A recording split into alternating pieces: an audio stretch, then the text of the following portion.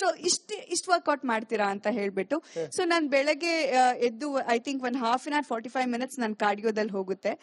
ಅದಾದ್ಮೇಲೆ ಬ್ಯಾಡ್ಮಿಂಟನ್ ಆಡ್ತೀನಿ. That will be like 20 minutes one stretch ಅಲ್ಲಿ ಬ್ಯಾಡ್ಮಿಂಟನ್ ಆಡ್ತೀನಿ. ಅದಾದ್ಮೇಲೆ ನನ್ನ ಬ್ರೇಕ್ಫಾಸ್ಟ್ ಇರುತ್ತೆ. ಸೊ ನನ್ನ ಡಯಟ್ಗಳು ನನ್ನ ಇದ್ರಲ್ಲಿ ನಾನು ಏನೇನ್ ಮಾಡ್ಕೊಂಡಿರ್ತೀನಿ. ಅದಾದ್ಮೇಲೆ ಸಂಜೆ ಅಥವಾ ಅರೌಂಡ್ 11:30-12 ಅಷ್ಟೊತ್ತಿಗೆ ಮತ್ತೆ ನಾನು ವರ್ಕೌಟ್ ಹೋಗಿ ಸ್ಟ್ರೆಂತ್ ಟ್ರೈನಿಂಗ್ ಮಾಡ್ತೀನಿ. ಸೊ ಬೇಸಿಕ್ಲಿ ನೀವೇ ಲೆಕ್ಕ ಹಾಕ್ಬೋದು ಎಷ್ಟು ಅವರ್ ವರ್ಕೌಟ್ ಮಾಡ್ತೀನಿ ಅಂತ. ದಿನದಲ್ಲಿ ಅರ್ಧ ದಿನ ನಾನು ಆಲ್ಮೋಸ್ಟ್ ನನ್ನ ಫಿಸಿಕಲ್ ಆಕ್ಟಿವಿಟೀಸ್ ಅಲ್ಲೇ ಸ್ಪೆಂಡ್ ಮಾಡ್ತೀನಿ. ತಾವು ಇದೇ ರೀತಿ ತಮ್ಮ ಲೈಫ್ ಸ್ಟೈಲ್? ಹೌದು. ಶೂಟಿಂಗ್ ಇಲ್ಲ ಇದ್ರು ಏನೇ ಇದ್ರು ಕೂಡ ನನ್ನ ಲೈಫ್ ಸ್ಟೈಲ್ ಹೀಗೆ ಇದೆ. ತಾವು ಯಾವಾಗಿಂದ ಈ ರೀತಿ ಫಿಟ್ನೆಸ್ ಫ್ರೀಕ್ ಆದ್ರಿ? ಆರಂಭದಲ್ಲಿ ನಿಮ್ಗೆ ಫಿಟ್ನೆಸ್ ಬಗ್ಗೆ ಅಷ್ಟೊಂದು ಇಂಟ್ರೆಸ್ಟ್ ಬಂದಿದ್ದು ಯಾವಾಗ? ಮತ್ತೆ ಅದನ್ನ ನೀವು ಹೇಳಿದ್ರಿ ಅರ್ಧ ದಿನ ಅಂತ ಹೇಳಿದ್ರಿ, ಯಾಕೆ ಅಷ್ಟೊಂದು ಫಿಟ್ನೆಸ್ ಮಾಡ್ಬೇಕು ಅಂತ ತಮ್ಗನಿಸ್ತು, ಹೇಗೆ ಅಂತ?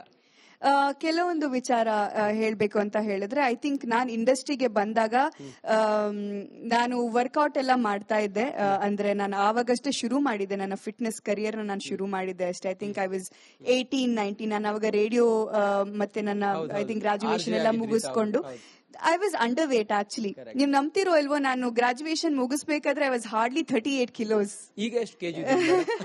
ಈಗ ಆಕ್ಚುಲಿ ಹೆಣ್ಮಕ್ಳು ವೇಟ್ ಕೇಳಬಾರ್ದು ಅಂತ ಹೇಳ್ತಾರೆ, but 50 kilos Taj Mahal, there is a song, right? So I think that song suits me ಅಂತ ಅನ್ಸುತ್ತೆ ಈಗ. But jokes apart, but exact 50 kilos ಇದೀನಿ. And I've been maintaining 50 kgs for about 4-5 years now. So ನಾನು underweight ಅಂತ ಹೇಳಿದ್ರೆ I was hardly 36-37 kgs. 36 kg ಇದೆ ನಾನು. So I had to put on weight. So ನಾನು ಜಿಮ್ಗೆ gym ಹೋಗಕ್ ಶುರು ಮಾಡಿದಾಗ ನಮ್ಮ ತಂದೆನೇ ನನಗೆ ಪ್ರೇರಣೆ. ಯಾಕೆಂತ ಹೇಳಿದ್ರೆ ನಾನು ಎಷ್ಟೋ ಬಾರಿ ನಮ್ಮ ತಂದೆ ಫೋಟೋಸ್ನ ಶೇರ್ ಮಾಡಿದ್ದೀನಿ.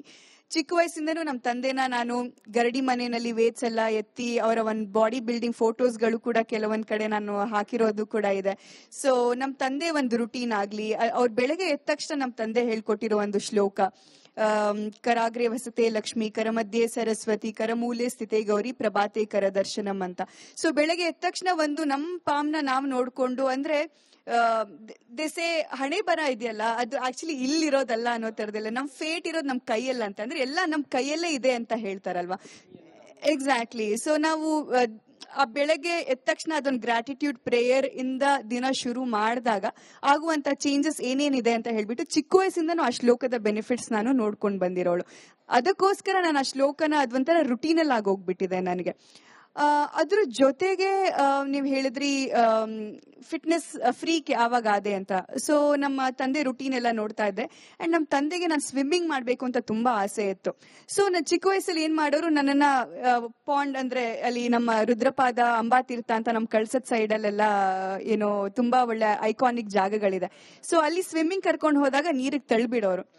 ಬಟ್ ಪ್ರತಿ ಸತಿನೂ ನನಗೆ ತುಂಬಾ ಟ್ರಾಮಾ, ಅಂದ್ರೆ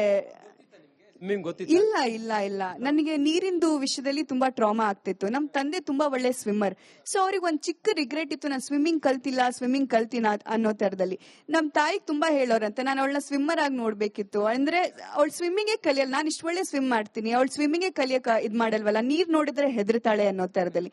ಸೊ ಆ ಒಂದು ನಿಟ್ಟಿನಲ್ಲಿ ಸ್ಪೋರ್ಟ್ಸ್ ಡೇ ಆ ತರದೆಲ್ಲ ಬಂದಾಗ ನನಗೆ ಪಾರ್ಟಿಸಿಪೇಟ್ ಮಾಡಕ್ ಹುಚ್ಚು, ಬಟ್ ಲೇಜಿ, ಯುನೋ ಲೈಕ್ ಏನಕ್ಕೆ ಹೋಗ್ಬೇಕು ಅನ್ನೋ ತರದಲ್ಲಿ, ಅಥವಾ ಹೋಗ್ಬೇಕು ಪಾರ್ಟಿಸಿಪೇಟ್ ಮಾಡ್ಬೇಕು, ಎಷ್ಟು ಎಫರ್ಟ್ ಹಾಕ್ಬೇಕು ಆ ತರದೆಲ್ಲ ಇದು ಬರ್ತಾ ಇರ್ಲಿಲ್ಲ, ಅಂದ್ರೆ ಮನಸ್ಥಿತಿ ಬರ್ತಾ ಇರಲಿಲ್ಲ. But creativity, dancing, acting, studies, academics ಅಂತ ಬಂದಾಗ I use to be like okay ಒಂಥರ ಫ್ರಂಟ್ ರನ್ನರ್ ತರ.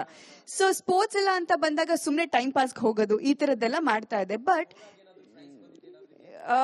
Not really. ಐ ಥಿಂಕ್ ಒಂದ್ಸತಿ ಏನೋ 100 meters ರನ್ನಿಂಗ್ ಅಲ್ಲಿ 1 medal ಏನೋ ಬಂದಿತ್ತು ಅಂತ ಅನ್ಕೊಂತೀನಿ. ಖೋ ಆಡಿದ್ ನೆನಪೆಲ್ಲ ಇದೆ. ಬಟ್ ಆತರ ಸ್ಪೋರ್ಟ್ಸ್ ಅಂತ ಬಂದಾಗ ಏನೋ ಒಂದ್ ಫ್ರಂಟ್ ರನ್ನರ್ ತರ ಇರ್ತಾ ಇರ್ಲಿಲ್ಲ. ಸೊ ಅದು ನನ್ನ ಫಿಸಿಕ್ ಮೇಲೆ ನನಗೆ ಒಂದು ಏನೋ ರಿಫ್ಲೆಕ್ಟ್ ಆಗಕ್ ಶುರು ಆಯ್ತು. So that's when I thought no, ನಾನು ಚೇಂಜ್ ಆಗ್ಬೇಕು, ಐ ಶುಡ್ ಲುಕ್ ಬೆಟರ್ ಅನ್ನೋ ತರದಲ್ಲಿ. ಸೊ ನಾನು 18-19 years ಅನ್ಬೇಕಾದ್ರೆ ನಾನು ಜಿಮ್ ಹೋಗಕ್ ಶುರು ಮಾಡಿದೆ. ಸೊ ಅದಾದ್ಮೇಲೆ I think that was the period when my dad was extremely happy and proud that oh physical activities ಎಲ್ಲ ಶುರು ಮಾಡಿದಾಳೆ, ಜಿಮ್ ಹೋಗ್ಬೇಕು ಅಂತ ಒಂದು ಮನಸ್ಥಿತಿ ಅಲ್ಲಿದ್ದಾಳೆ ಅನ್ನೋ ತರದಲ್ಲಿ. ಸೊ ಅದಾದ್ಮೇಲೆ ನೋಡಿ ನನಗೆ ಕೆಂಡಸಂಪಿಗೆ ಸಿಕ್ತು. ಅಂದ್ರೆ ನನ್ನ ಫಿಸಿಕ್ ಅವಾಗ ಚೇಂಜ್ ಆಗಕ್ ಶುರು ಆಯ್ತು, ಫೋಟೋ ಶೂಟ್ ಎಲ್ಲ ಮಾಡಿ ಹಾಕಕ್ ಶುರು ಮಾಡಿದೆ. ಅದಾದ್ಮೇಲೆ ನನಗೆ ರಿಯಲೈಸ್ ಆಗಿದ್ದು ಹೌ ಇಂಪಾರ್ಟೆಂಟ್ ಫಿಟ್ನೆಸ್ ಇಸ್ ಅಂತ.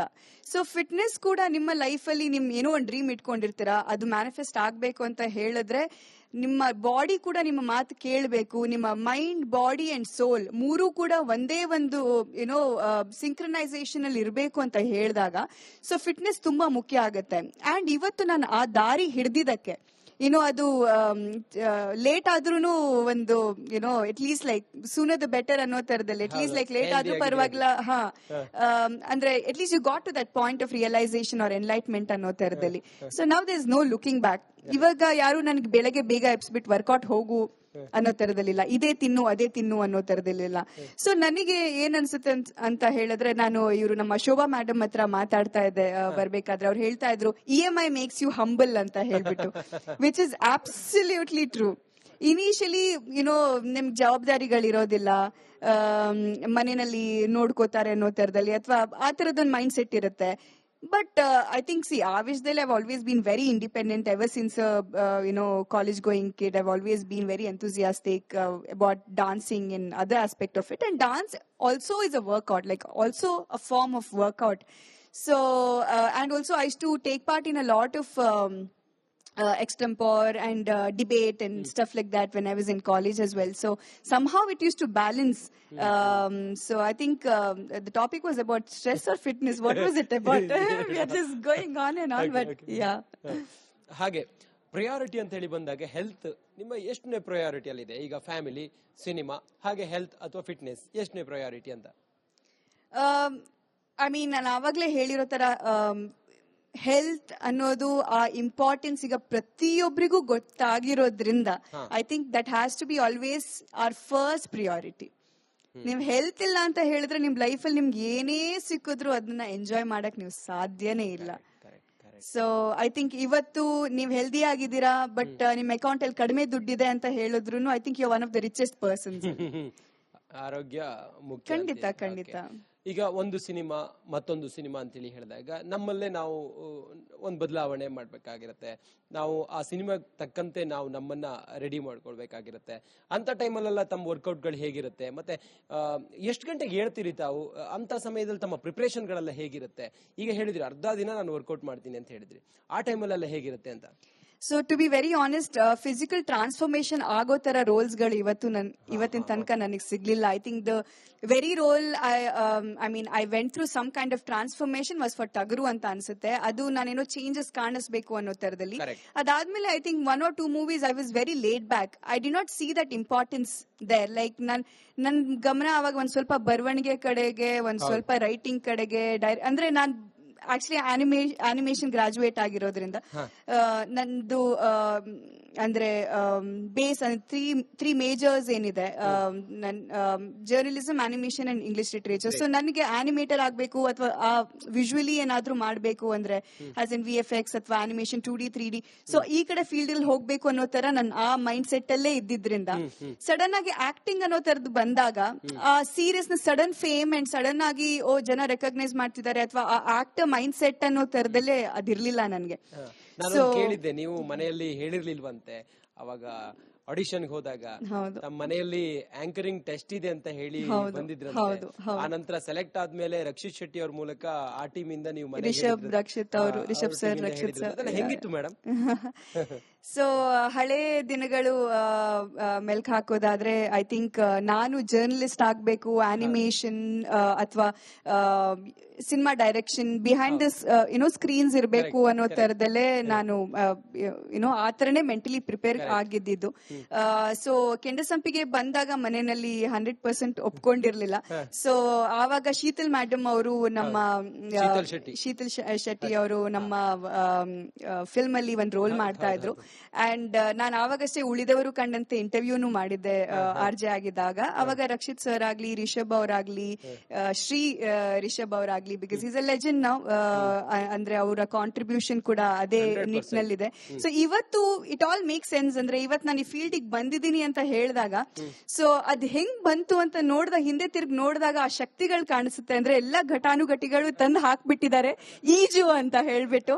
Especially when you are somebody who is very straightforward and ಮನ್ಸಲ್ಲಿ ಇರೋದು ಹೇಳ್ಬಿಡ್ಬೇಕು ಅನ್ನೋ ತರದಲ್ಲಿರುವಂತಹ ಒಂದು, ಈಗ ನೋಡಿ, ನಾನು ಜರ್ನಲಿಸ್ಟ್ ಆಗಿದ್ದಿದ್ರೆ I think I would have had that freedom of saying anything. But of course ಆ ಜರ್ನಲಿಸ್ಟ್ ಎಥಿಕ್ಸ್ ನ